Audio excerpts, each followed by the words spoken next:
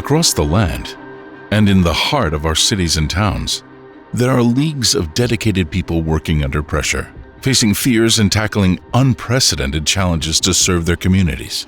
They are the physicians, advanced practice clinicians, and nurses of Presbyterian. They train for years, don their protective gear, harness their armamentarium, and band together day and night in peaceful times, and especially in crisis, wielding their powers, skill, compassion, teamwork, technology, to battle disease and care for the injured while reuniting families and creating hope. I feel very fulfilled in my role. I love being a nurse. I love going to work and making an impact on people. And I love being able to get them back to their family or to guide them gently to their next stage of life. Getting mentally prepared for work is probably the toughest part right now. Getting your mind ready to be in PPE for 12 to 13 hours, pretty much uninterrupted, is really hard.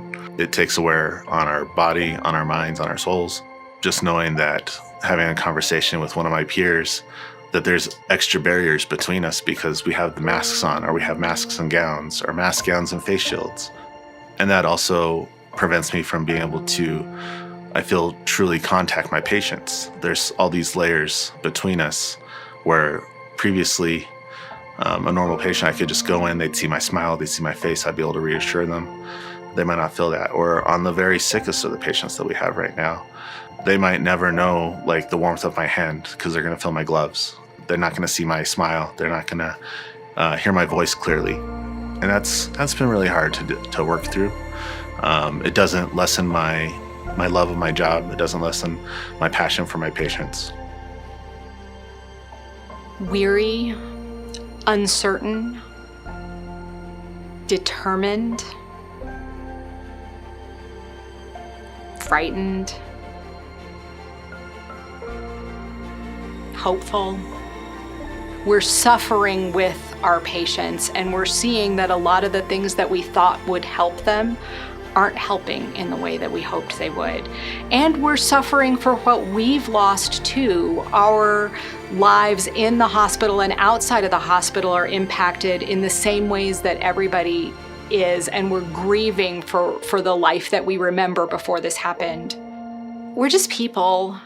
We're people doing a hard job during a hard time. And I can imagine how it looks a little heroic from the outside. I am just a person, and I'm going to work, doing my very best, muddling through, resting, trying again the next day. Recently, a patient of mine did get better and turn around. She was an older woman, and she came off the ventilator and breathed on her own. We discovered that her son was hospitalized across the hall, and he didn't know that she was sick in the ICU because they didn't want to distress him. We put her in a wheelchair and we took her to his room to surprise him. And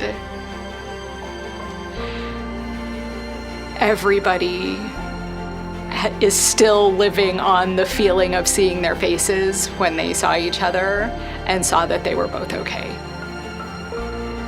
Even heroes need support.